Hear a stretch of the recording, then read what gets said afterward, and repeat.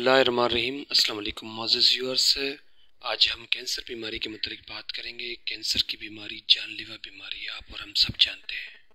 बैनुल अक़वामी इदारे सेहत मतलब WHO के मुताबिक दुनिया में दूसरा नंबर कैंसर की बीमारी का आता है, जिसकी वजह से इंसानों में अमवात ज़्यादा हो रही है। आप और हम सब जानते हैं कि इंसानी जिस्म की जो बनावट है, उसकी बुनियादी कंपोनेंट जो है, बुनियादी जो जुज़ है, वो सेल है, खलिया। कुछ लोग खुलिया भी बोलते हैं। तो नॉर्मली हर इंसान के अंदर ट्रिलियंस मिलियंस सेल बन रहे होते हैं।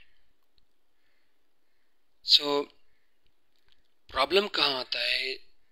जब एब नॉर्मल सर से लेके पाँव तक बॉडी के किसी भी ऑर्गन या हिस्से में अगर एब नॉर्मल मैन्युफैक्चरिंग ऑफ सेल्स हो, एब नॉर्मल मीन्स के जो नॉर्मल मिकदार उससे ज़्यादा मिकदार में बनने, जिसकी ज़रूरत ही नहीं बॉडी को, जिनको बॉडी कबूल ही नहीं कर रही होती, आउट ऑफ कंट्रोल जाके सेल्स बनना शुरू हो जाते हैं बॉडी के किसी भी पार्ट पे, किसी भी ऑर्गन पे। तो उसके नतीजे में क्या होता है? एक मास डेवलप होता है, गिल्टी वगैरह बनना शुरू हो जाती है। एक अनकंट्रोल्ड सिस्टम चल पड़ता है बॉडी के सिस्टम के अगेंस्ट। जो ग्रोथ हो रही होती है, एक एक्स्ट्रा ग्रोथ हो रही होती है, उसको हम कहते हैं कैंसर। अब होता क्या है, लेट सपोज अगर बॉडी के मसाने के अंदर अगर एक्स्ट्रा ग्रोथ हो गई, extra abnormal production of cells हो गई, तो वहाँ एक मास बनना शुरू हो जाता है। खास करके प्रोस्टेट ग्लैंड में, मसाने में ज़्यादा कैंसर होता है मर्दों में। वहाँ एक एक्स्ट्रा ग्रोथ शुरू हो जाती है, एक गिल्टी सी बनना शुरू हो जाती है। उसके प्रेशर से क्या होता है? प्रेशर से पेशाब की नलकी का रास्ता नैरो हो रहा होता है, जो कि नर्व्स के ऊपर, मसल्स के ऊपर प्रेशर पड़ता है, फिर पेशाब में रुकावट आना शुरू हो जाती है, या पेशाब बज़ौक़ात बंद भी हो सकता है। तो बाकी सिस्टम को भी डिस्टर्ब करना शुरू कर देता है। तो सब, फिर एक मैं मिसाल दे रहा हूँ, फिर उससे एक तशवीश होती है बॉडी में, ये पेशाब में क्यों मसला आ रहा है। पेशेंट फिर तभी अपने मॉलिज के पास जाता है और ये कंप्लेन लेके जाता है। जब मॉलिज इसको इन्वेस्टिगेट कराता है तो पता चलता है कि ये तो कैंसर डेवलप हो चुका है। इसी तरह बॉडी के मुख्तलिफ हिस्सों में, मिसाल के तौर पे दिमाग के अंदर की भी मैं मिसाल दूंगा। ट्यूमर्स होते हैं, समझे ना, न्यूप्लाज्म या मेलिग्नेंट वगैरह कहते हैं। बुनियादी तौर पे ये दोनों नाम कैंसर के ही हैं। छोटी छोटी ट्यूमर्स होती हैं, छोटी छोटी गिल्टियाँ होती हैं। लेट सपोज अगर दिमाग के अंदर कोई ट्यूमर गिल्टी हो गई तो क्या होता है, अगर आँख की नर्व वगैरह वहाँ से निकल रही है, जा रही है, तो उसको प्रेस कर रहा है, तो उसको प्रेशर की वजह से आँखों की बिनाई मुतासर हो रही होती है। ये दो मैंने मिसालें दी हैं मेजर। अब कैंसर ज़्यादातर मर्दों के अंदर कैंसर मसाने का होता है, प्रोस्टेट का होता है, खाने की नलकी का होता है, मैदे का होता है। ठीक है जी। मुंह का कैंसर पाकिस्तान में कॉमन है मर्दों के अंदर। औरतों के अंदर कैंसर, थायराइड ग्लैंड का कैंसर कॉमन है। फिर ब्रेस्ट कैंसर कॉमन है। तीसरा सर्विक्स का कैंसर, जो यूट्रस के मुंह को हम सर्विक्स कहते हैं, उसका कैंसर कॉमन है। बाज़ औक़ात एक्स्ट्रा ग्रोथ वैसे ही यूट्रस के अंदर होती है, हाइपरप्लेजिया हो जाता है, वैसे ही ट्यूमर बन जाते हैं, जिसको आप रसोली वगैरह कहते हैं। तो औरतों में ये कॉमन है।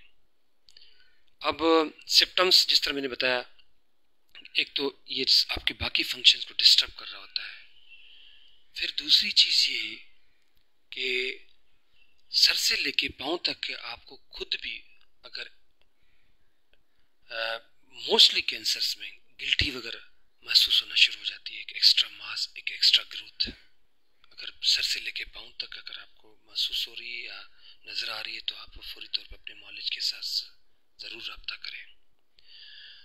दूसरा, कान के सुराख, नाक के सुराख, मुंह का सुराख, पाखाने का सुराख, वजाइना और पेशाब के सुराख, पेशाब की नलकी के सुराख, अगर यहाँ से कहीं से ब्लीडिंग हो रही है, खून का बहाव हो रहा है, तो भी आप अपने मॉलिज के साथ ज़रूर रब्ता किया करें, क्योंकि आपकी ये भी सिम्टम्स में आता है। मुसलसल आपकी एबनॉर्मल बाउल हैबिट एक डेवलप हो रही है, कभी लूज मोशन है, कभी दस्त है, कभी काला पखाना आ रहा है, कभी क्या रंग है पखाने का, तो क्रॉनिक अगर बहुत अरसे से चल रहा है और दवाइयाँ आम दवाइयों से सही नहीं हो रहा, तो आप ज़रूर अपने फिजिशियन के साथ इस चीज़ पे बात कर सकते हैं। ठीक है जी। दूसरा, थ्रोट सोर, क्रॉनिक थ्रोट सोर चलता आ रहा है या क्रॉनिक कफ चलती आ रही है, बहुत सारे इलाज करा रहे हैं, खांसी सही नहीं हो रही, तो फिर इसको भी इन्वेस्टिगेट करना ज़रूरी होता है। ठीक है जी। अब वजूहात में क्या आता है? वजूहात है जो मेजर वजह होती है, जेनेटिकली भी ये चीज़ चलती है। डीएनए का एक स्ट्रॉन्ग सिस्टम है जो कि ट्रांसफर हो रहा होता है औलाद के अंदर, नॉट 100% बट होता है औलाद के अंदर जेनेटिकली कैंसर। दूसरी चीज़, केमिकल फैक्ट्रीज वगैरह में काम कर रहा है या केमिकल के साथ ज़्यादा इंटरेक्शन है, आप ग्लोव इस्तेमाल नहीं कर रहे, नाक के ऊपर मास्क इस्तेमाल नहीं कर रहे, उससे क्या होता है फ्यूम्स वगैरह जाते रहते हैं। तीसरा, नेचर के खिलाफ जाना। नेचर के खिलाफ क्या कैसे जाता है इंसान? अगर लेट सपोज मुंह दिया है खुदा ने पानी पीने के लिए, दूध पीने के लिए, खुराक खाने के लिए, नॉर्मली एक ज़िंदगी को सर्वाइव रखने के लिए लोग क्या कर रहे होते हैं? पान गुटखा वगैरह, क्या है पान भी तंबाकू वाला पान, वो डाल रहे होते, मुंह में चबा रहे होते, फिर तो ऑब्वियसली आपके जो नॉर्मल सिस्टम है वो स्लोली एंड ग्रेजुअली डिस्ट्रॉय हो रहे होते हैं। जैसे लाइक्स फेफड़े दिए खुदा ने हमें सांस लेने के लिए, ताज़ी फिजा में ऑक्सीजन लेने के लिए, कार्बन डाइऑक्साइड को निकालने के लिए, हम नेचर के खिलाफ जा रहे होते हैं, सिगरेट का धुआं ठूस रहे होते हैं। सो स्मोक वगैरह से दूर रहा करें। ठीक है जी, ये तो हो गया प्रिवेंशन। अच्छा, इसका ट्रीटमेंट मैं नटशेल में बताऊंगा। ट्रीटमेंट, लेट सपोज जिस तरह गिल्टी वगैरह महसूस हो रही है, ज़रूरी नहीं है कि गिल्टी है तो 100% ही वो कैंसर है, नो। बाज़ औक़ात बिनाइन ग्रोथ भी होती है, बिनाइन ग्रोथ कहते हैं, नॉन कैंसरस, एनी जिसको कहें, एनी एक ग्रोथ हो गई, जब उसकी बायोप्सी वगैरह करा रहा होता है फिजिशियन, तो उसमें कोई कैंसर का कोई निशानदेही नहीं हो रही होती है।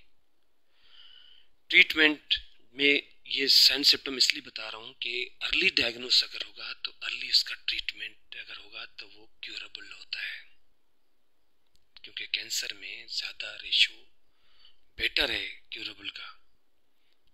लाइक सिस्ट वगैरह हो गई, अब मॉलेज के पास गए, पूरी स्कैन कराया बॉडी को करके, भाई वही यहीं पे सिस्ट में ही सारी एक्स्ट्रा ग्रोथ है, क्या करेगा सर्जन? उस सिस्ट को, एक्स्ट्रा ग्रोथ को, एक्स्ट्रा मास को जड़ों से निकाल के बाहर फेंक देगा, पेशेंट ठीक हो जाता है।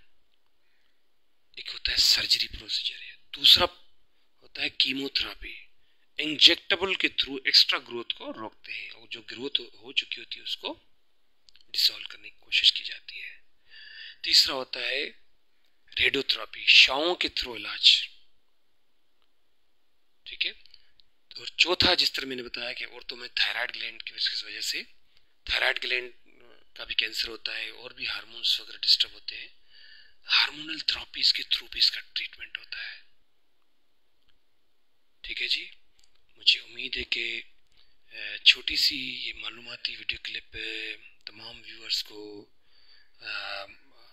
व्यूअर्स के लिए अच्छी साबित होगी, कारामद साबित होगी। अपने मेज़बान डॉक्टर शामिर अली मेमन को इजाज़त दें।